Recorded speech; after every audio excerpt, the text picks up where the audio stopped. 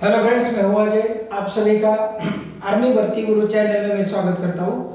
कल हमने देखा था कोशिका के बारे में हम जानकारी देख रहे थे। वहां पे हमने देख लिया कि कोशिका का खोज किसने किया था। कोशिका का खोज रॉबर्ट हुक ने किया था। कोशिका के प्रकार कितने थे वह सब जानकारी हमने देखी थी। तो उसका जो पहला प्रकार था कोशिका का प्रारंभिक कोशिका, जिसमें केंद्रक नहीं पाया जाता। तो आज की इस वीडियो में हम कोशिका की जो थोड़ी जानकारी बची है उसके बारे में आज देखेंगे। फिर अगले वीडियो में हम विज्ञान का ऐसा ही कुछ नया टॉपिक लेकर आएंगे। तो देखिए, दूसरी बात यहाँ पे कोशिका की जानकारी जो हमने देखी थी कि कोशिका की खोज किसने की थी, रॉबर्ट हुक ने, और उसका एक सिद्धांत भी प्रतिपादित किया था। किसने किया था? उसका नाम था लेवेन हुक। यह वनस्पति शास्त्री ने उसका प्रतिपादन किया था। तो देखिए, दूसरी बात, कोशिका का जो दूसरा टाइप है यहाँ पे एकैरियोटिक कोशिका। एकैरियोटिक कोशिका, इसके बारे में आज हम जानकारी देखेंगे। यह जो कोशिका होती है, यह कोशिकाएं पूर्ण रूप से विकसित होती है। क्या होती है? पूर्ण रूप से विकसित होती है। और दूसरी बात, इसमें केंद्रक पाया जाता है। क्या पाया जाता है? केंद्रक। केंद्रक की खोज किसने की थी, इसके बारे में हम आगे देखेंगे। केंद्रक की खोज रॉबर्ट ब्राउन ने की थी और कोशिका की खोज रॉबर्ट हुक ने की थी। ये दो नाम याद रखिए। तो यहाँ पे क्या, केंद्रक दोहरी झिल्की के रूप में होता है। तो मतलब ये जो कोशिका का दूसरा टाइप है, इसमें केंद्रक पाया जाता है। यह पॉइंट याद रखिए। दूसरे कोशिका का नाम क्या बताया मैंने यहाँ? एकैरियोटिक कोशिका। इस झिल्ली युक्त सभी कोशिका अंग पाए जाते हैं। मतलब यह जो दूसरी टाइप की कोशिका है, इसमें सभी कोशिकाओं के अंग पाए जाते हैं। और जो प्रारंभिक कोशिका थी उसमें ऐसे कोशिका के अंग नहीं पाए जाते। कोशिका अंग किसमें पाए जाते हैं? कोशिकाओं के अंग, ये जो दूसरी टाइप की कोशिका है, इसमें पाए जाते हैं।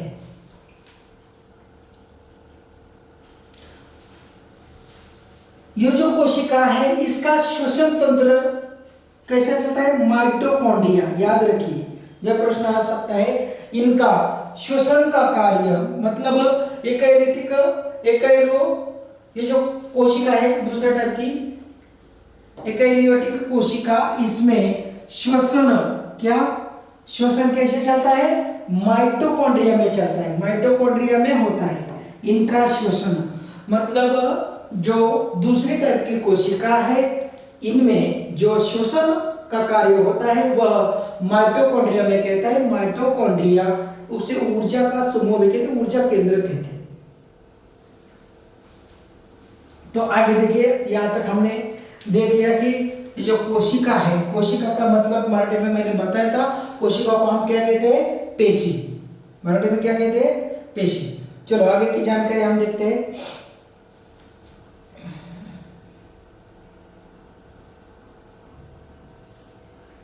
अब हम यहाँ पे देखेंगे कोशिका संरचना। यह दूसरा मुद्दा यहाँ पे क्या है, हमारा दूसरा पॉइंट है कोशिका संरचना। यहाँ पे देखेंगे हम कोशिका संरचना, मतलब जो कोशिका होती है उसकी स्ट्रक्चर क्या है। तो इस स्ट्रक्चर में देखिए, कोशिका तीन भागों में विभाजित, कोशिका को तीन भागों में विभाजित किया जा सकता है। देखिए, जो कोशिका होती है, कोशिका का वह कोशिका तीन भागों में विभाजित की जा सकती है। मतलब क्या कि कोशिका के तीन भाग हो सकते हैं। तीन भाग है, मतलब पहला भाग क्या है इसका? कोशिका झिल्ली। देखिए, सभी कोशिका के जितने भाग है, वह सब जो भाग है उसकी जानकारी हम देखेंगे। उस पर कौन से प्रश्न आ सकते हैं, मैं सिर्फ उन्हें फोकस कर रहा हूं। तो यहाँ पे देखिए, कोशिका की जो संरचना है, कोशिका की संरचना कैसी है, उसका स्ट्रक्चर कैसा है, सब जानकारी यहाँ पे देखेंगे। तो पहले क्या मैंने बताया? कोशिका झिल्ली। तो क्या है? कोशिका की तीन भाग है, उसमें से पहला भाग कौन सा है? कोशिका झिल्ली। तो कोशिका झिल्ली क्या है कि प्रत्येक कोशिका के सबसे बाहर देखिए जो भी कोशिका है, प्रत्येक कोशिका के सबसे बाहर चारों ओर एक परत या झिल्ली होती है। इसका मतलब क्या कि जो जितनी भी कोशिका है, कोशिका के बाहर चारों ओर से एक परत या झिल्ली होती है। समझ में आ रहा है? परत या एक झिल्ली होती है, और जिसे कोशिका झिल्ली क्या कहते हैं? जिसे कोशिका झिल्ली या प्लाज्मा झिल्ली या प्लाज्मा, देखिए मैंने यहाँ पे एक नाम लिखा है, प्लाज्मा मेम्ब्रेन कहते हैं। याद रखिए, मतलब कोशिका का जो बाहरी भाग है उसे क्या कहते हैं? प्लाज्मा कहते हैं। बस इतना ही याद रखो। कोशिका का बाहरी अंग होता है, कोशिका का जो बाहरी भाग होता है उसे क्या कहते हैं? प्लाज्मा कहते हैं। दूसरी बात, यह जो झिल्ली होती है, मतलब बाहर की जो झिल्ली होती है, वह मुलायम, कैसी होती है? मुलायम और लचीली होती है। कोशिका का बाहरी भाग जो होता है वो उसे प्लाज्मा कहते हैं, और वह भाग क्या होता है? मुलायम, लचीला। लचीला समझ में आ रहा है आपको? मुलायम और लचीला होता है, और वह प्रोटीन से बना होता है। किससे बना होता है? वह यहाँ पे लिखा है कार्बनिक अणु या लिपिड प्रोटीन से बना होता है। मतलब कोशिका का जो बाहरी भाग है वो किससे बना है? प्रोटीन का बना है। कोशिका का जो बाहरी भाग है वो कैसा है? मुलायम है, लचीला है, और सबसे बड़ी बात उसे क्या कहते हैं? प्लाज्मा कहते हैं। कोशिका झिल्ली है, मतलब कोशिका के तीन भाग। पहला भाग कौन सा? कोशिका झिल्ली। कोशिका झिल्ली क्या है? किसे कहते हैं? कोशिका का बाहरी जो भाग है उसे क्या कहते हैं? कोशिका झिल्ली कहते हैं। और वह किससे बना है? प्रोटीन से बना है। और कोशिका झिल्ली का जो बाहरी भाग है उसे क्या कहते हैं? प्लाज्मा के नाम से जाना जाता है। वह भाग प्रोटीन से बना है या कार्बनिक अणु से बना है। आगे की जानकारी देखिए। आगे देखिए, कोशिका झिल्ली, इसमें हम बस इतनी ही जानकारी महत्वपूर्ण थी जो मैंने आपको बताई। आगे देखिए, कोशिका भित्ति, दूसरा भाग। कोशिका का दूसरा भाग क्या है? कोशिका झिल्ली। कोशिका झिल्ली के बारे में हम देखेंगे। दूसरा भाग क्या है? कोशिका भित्ति। पहले देखा कोशिका झिल्ली, अब क्या देखेंगे हम? कोशिका भित्ति। इसका मतलब क्या? कोशिका के तीन भाग है। पहला भाग हमने देखा कोशिका झिल्ली, दूसरा भाग क्या है उसका? दूसरा कोशिका भित्ति। समझ में आ रहा है? कोशिका झिल्ली, कोशिका भित्ति। कोशिका झिल्ली मुलायम होती है, लचीली होती है, और वह प्रोटीन से बनी और कार्बनिक अणु से बनी है, और उसे प्लाज्मा भी कहते हैं। तो कोशिका का दूसरा भाग क्या है? कोशिका भित्ति। तो इसमें क्या जानकारी? यहाँ पे देखिए, पादप कोशिकाओं में, देखिए पादप कोशिकाओं में प्लाज्मा झिल्ली हमने देखा था। प्लाज्मा झिल्ली के बाहर एक कोशिका भित्ति भी पाई जाती है। इसका मतलब क्या? देखिए, कोशिका झिल्ली, उसके बाहर क्या है? कोशिका भित्ति है। समझ में आ रहा है?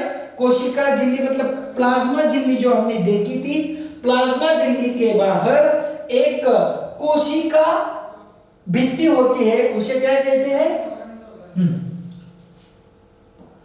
जो प्लाज्मा झिल्ली है उसके बाहर एक कोशिका भित्ति भी पाई जाती है, उसे कोशिका भित्ति कहते हैं। इसका मतलब प्लाज्मा झिल्ली के बाहर, समझ में आ रहा है, एक कोशिका भित्ति होती है। आगे देखिए, कोशिका भित्ति क्या कहा उसके बारे में देखिए। कोशिका भित्ति मुख्यतया क्या होती है? पादप, पादप, कवक, जीवाणु, शैवाल में पाई जाती है। कोशिका भित्ति किस में पाई जाती है?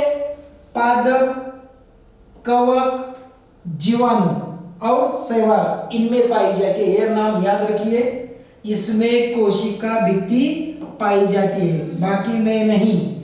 यह जो पादप है, कवक है, जीवाणु है और शैवाल, इसमें कोशिका भित्ति पाई जाती है।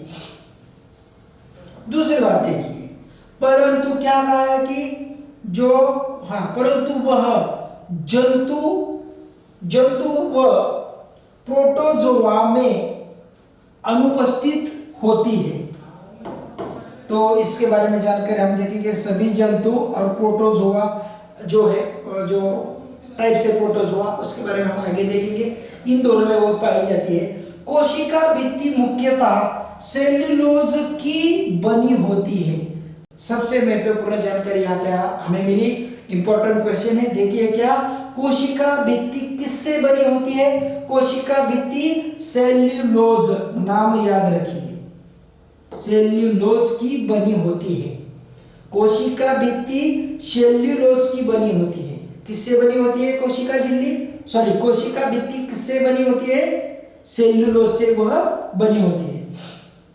यह पादप कोशिकाओं को सुरक्षा तथा सुरक्षा, तो यहाँ पे देखिए हम सुरक्षा देखेंगे, मतलब यह जो सेल्यूलोज की बनी हुई जो कोशिका भित्ति होती है, सेल्यूलोज की बनी जो कोशिका भित्ति होती है, वह उन्हें क्या देती है? सुरक्षा प्रदान करती है। सुरक्षा तथा तांत्रिक सहारा प्रदान करती है। मतलब कोशिका भित्ति एक उसका प्रोटेक्शन पार्ट है। किसका?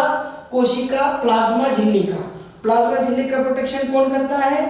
कोशिका भित्ति। कोशिका भित्ति किससे बनी है? सेल्यूलोज से बनी है। समझ में आ रहा है? और उसका बाहरी भाग, मतलब कोशिका का बाहरी भाग प्लाज्मा, और उसके बाहर क्या बताया हमने? कोशिका भित्ति। तो यह जानकारी हमने देख ली। आगे देखिए, हाँ यह इंपॉर्टेंट है, याद रखिए। क्या? कोशिका भित्ति किससे बनी है? कोशिका भित्ति सेल्यूलोज से बनी है।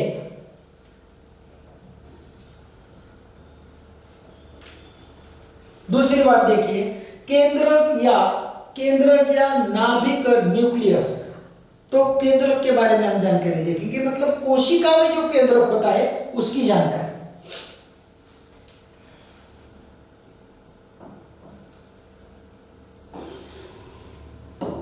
देखिए, जो कोशिका में केंद्रक पाया जाता है उसकी जानकारी हम यहाँ पे देखेंगे। केंद्रक की खोज, मैंने बताया था, केंद्रक की खोज रॉबर्ट ब्राउन, यहाँ पे नाम लिखा है। केंद्रक की खोज किसने की थी? केंद्रक की खोज रॉबर्ट ब्राउन, इस वनस्पति शास्त्री ने की थी। कब की थी? 1831 में। कोशिका में जो भी केंद्रक पाया जाता है उस केंद्रक की खोज रॉबर्ट ब्राउन ने की। रॉबर्ट हुक और रॉबर्ट ब्राउन, इन दोनों में फर्क है। रॉबर्ट हुक ने कोशिका की खोज की थी और रॉबर्ट ब्राउन ने कोशिका के अंदर जो केंद्रक होता है उसकी खोज की थी। कोशिका की खोज रॉबर्ट हुक, कोशिका के अंदर जो केंद्रक है उसकी खोज, कोशिका केंद्रक की खोज रॉबर्ट ब्राउन ने की थी। कब की थी? 1831 में। यह महत्वपूर्ण है। आगे देखिए, ने की थी। केंद्रक कोशिका के मध्य में पाया जाता है। तो ये जो केंद्रक है कोशिका में कहां पे पाया जाता है? केंद्रक कोशिका के मध्य भाग में पाया जाता है। कहां पे पाया जाता है? केंद्रक कोशिका के मध्य में पाया जाता है। मतलब कोशिका के इधर उधर वो नहीं होता है। केंद्रक हर कोशिका में, मतलब जिस कोशिका में केंद्रक होता है उसमें पाया जाता है और वह मध्य में होता है। जो उसे क्या है? जो उसका आकार देंगे, कोशिका मतलब कोशिका के अंदर, कोशिका के बीच में, कोशिका के मध्य में केंद्रक पाया जाता है, उसका आकार क्या है? गोलाकार होता है। मतलब ऐसे सर्कल जैसा। समझ में आ रहा है? केंद्रक का आकार कैसा होता है? गोलाकार होता है। इसे कोशिका का मस्तिष्क भी कहते हैं। जैसे कि कोशिका का मस्तिष्क माना जाता है। कोशिका का मस्तिष्क किसे माना जाता है? केंद्रक को। समझ में आ रहा है? केंद्रक की खोज किसने की? रॉबर्ट ब्राउन ने की। आगे देखिए, कोशिका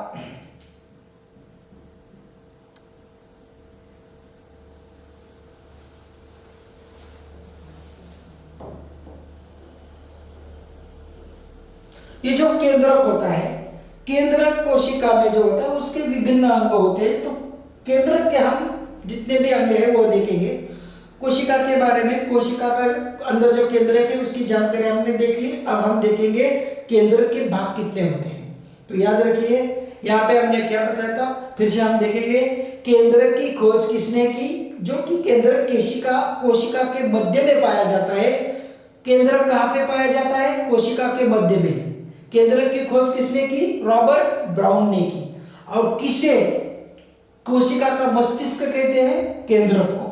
तो केंद्रक के जितने भी भाग है, केंद्र के विभिन्न भाग होते हैं, तो वह सब भाग हम देखेंगे। पहला भाग उसका है केंद्रक झिल्ली।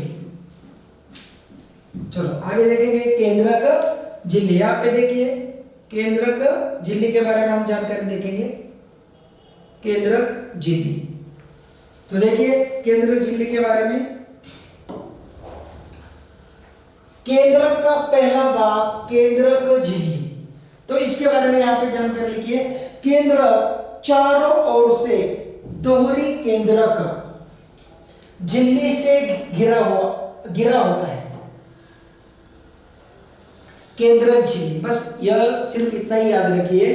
केंद्र के जो अंग है, केंद्र के जो भाग है, वो केंद्र का पहला भाग केंद्रक झिल्ली, दूसरा भाग केंद्रक द्रव्य। केंद्रक द्रव्य क्या है? केंद्रक के अंदर एक गाढ़ा द्रव्य पाया जाता है, उसे केंद्रक द्रव्य कहते हैं। आगे देखिए, पहला भाग हमने देखा केंद्रक झिल्ली, दूसरा केंद्रक द्रव्य। केंद्र के भाग हम देख रहे, तीसरा है देखिए केंद्रिका, तो और उसके बाद है गुणसूत्र। गुणसूत्र पे क्वेश्चंस पूछे जाते हैं, उसे क्रोमोसोम भी कहते हैं। गुणसूत्र तो क्या है? केंद्रक में क्या होता है? केंद्रक में गुणसूत्र होता है। यह सबसे महत्वपूर्ण पार्ट है। मतलब केंद्रक के जो भाग है, इनमें से गुणसूत्र का यह भाग महत्वपूर्ण है। तो क्या है? केंद्रक में गुणसूत्र पाया जाता है, जिसमें आनुवंशिक पदार्थ, जिसे हम क्या कहते हैं, डीएनए होता है। देखिए डीएनए, हाँ याद रखिए। तो गुणसूत्र जो है, वह गुणसूत्र क्या, केंद्रक में गुणसूत्र पाया जाता है। केंद्रक में क्या पाया जाता है? गुणसूत्र पाया जाता है। केंद्रक में गुणसूत्र पाया जाता है, और वह गुणसूत्र में क्या होता है? आनुवंशिक पदार्थ, उसे डीएनए भी कहते हैं। मतलब केंद्रक में डीएनए होता है। डीएनए कहां पे होता है? केंद्रक में होता है। याद रखिए, डीएनए कहां में होता है? केंद्रक। केंद्रक में क्या होता है? गुणसूत्र। याद रखिए, गुणसूत्र कहां होता है? केंद्रक का एक भाग है। गुणसूत्र केंद्रक का एक भाग है, उसे डीएनए भी कहते हैं।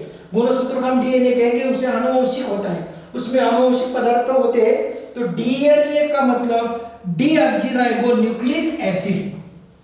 तो इसके बारे में आगे देखेंगे। डीएनए, डीऑक्सीराइबोन्यूक्लिक एसिड, डीएनए का फुल फॉर्म याद रखिए। तो गुणसूत्र को हम डीएनए भी कहते हैं, जिसमें आनुवंशिक भाग होते हैं। गुणसूत्र में आनुवंशिक गुण पाए जाते हैं, यह तो हमें पता है। दूसरी बात, गुणसूत्र कि जिसे हम डीएनए कहते हैं, यह फुल फॉर्म लिखा है डीऑक्सीराइबो न्यूक्लिक अम्ल या एसिड भी हम कह सकते हैं। डीएनए का फुल फॉर्म यहाँ पे हमने देखा है। आगे देखिए, तथा प्रोटीन के बने होते हैं। मतलब ये जो डीएनए है, डीऑक्सीराइबोन्यूक्लिक एसिड, किससे बने होते हैं? वह प्रोटीन के बने होते हैं। प्रोटीन के, याद रखिए। हाँ, यहाँ पे देखिए प्रोटीन, मतलब डीऑक्सीराइबोन्यूक्लिक अम्ल जो उसके रेणु होते हैं, वो किससे बने होते हैं? वह प्रोटीन से बने होते हैं। आगे देखिए, डीएनए के क्रियात्मक खंड को जीन कहते हैं। मतलब डीएनए के जो भी खंड है, उसे क्या कहते हैं? डीएनए के खंड को क्या कहते हैं? जीन के नाम से वह जाने जाते हैं। इंपॉर्टेंट है। तो केंद्र के जितने भाग हैं, इनमें से गुणसूत्र यह भाग सबसे महत्वपूर्ण है। इसमें सिर्फ इतना ही याद रखिए, गुणसूत्र उसे क्या कहते हैं? डीएनए कहते हैं। और उसमें क्या पाया जाता है? आनुवंशिक पदार्थ। आनुवंशिक पदार्थ किसमें पाए जाते हैं? डीएनए में। डीएनए का फुल फॉर्म डीऑक्सीराइबोन्यूक्लिक एसिड। वह किससे बने होते हैं? प्रोटीन से। बराबर। चलो आगे देखते हैं।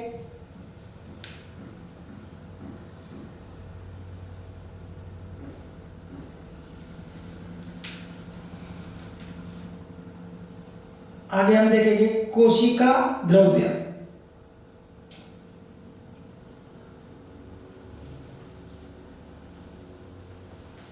ये जो है कोशिका द्रव्य, उसे साइटोप्लाज्मा के नाम से भी जाना जाता है। ये भी ज्यादा इंपॉर्टेंट नहीं है। हम सिर्फ एग्जाम में जितने भी क्वेश्चंस जिस टॉपिक पर आते हैं वही टॉपिक मैं आपको बताने जा रहा हूँ। आगे देखिए, अंता बाद में बताया कि प्रद्रवी ये जो है जालिका, प्रद्रव्य जालिका में उसमें पाई जाती है। केंद्र का भाग हम देख रहे हैं। आगे देखिए,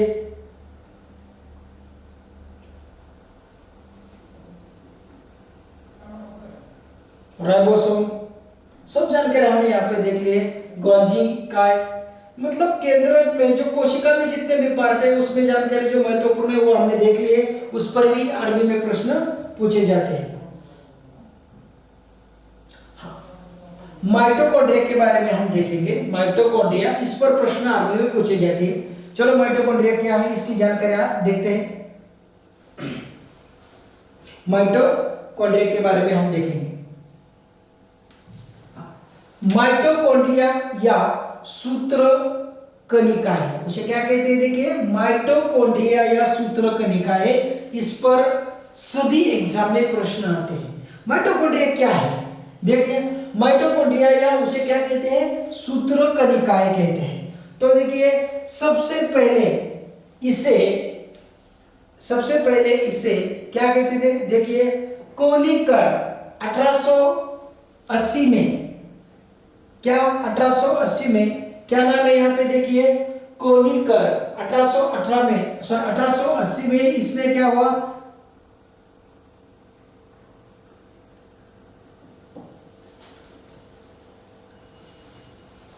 तो सबसे पहले माइटोकॉन्ड्रिया को, देखिए, सबसे पहले माइटोकॉन्ड्रिया को 1880 में कोलिकर, नाम यहां पे मैंने लिखा है कोलिकर, 1880 में क्या किया था? सबसे पहले केंद्रक पेशियों में देखा था। याद रखिए, ये जो हमने देखा था, सॉरी केंद्रक नहीं, सॉरी यहाँ कीटक है। कीटक की जो कोशिका होती है, कीटक कोशियों में देखा था। कीटक कोशिया, जो भी छोटे कीटक है, कीटक कोशियों में, कीटक कोशिका में, कीटक की जो कोशिका होती है उसमें माइटोकॉन्ड्रिया सबसे पहले देखा गया 1880 में। तो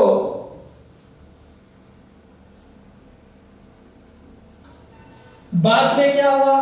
बाद में इसकी खोज किसने की? वो साइंटिस्ट का नाम क्या है? देखिए, रिचर्ड अल्टमैन, नाम याद रखिए। रिचर्ड अल्टमैन ने माइटोकॉन्ड्रिया की खोज की थी। ये क्या है माइटोकॉन्ड्रिया?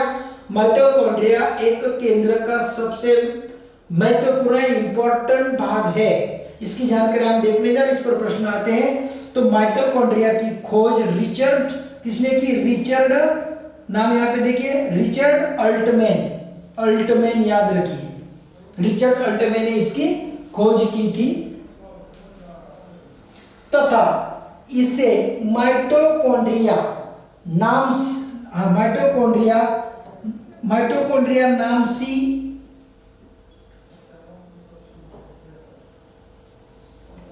ये जो नाम है, मतलब इस केंद्र का जो है महत्वपूर्ण भाग है, इस माइटोकॉन्ड्रिया जो नाम वो किसने दिया था? सी बेंडा, नाम याद रखिए, सी बेंडा ने दिया था।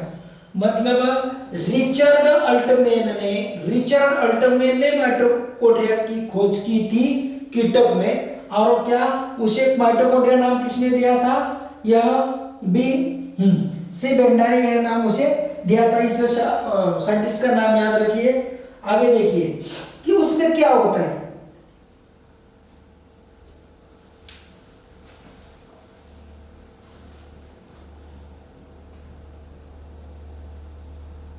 तो इसके अंदर क्या पाया जाता है हम देखेंगे आगे।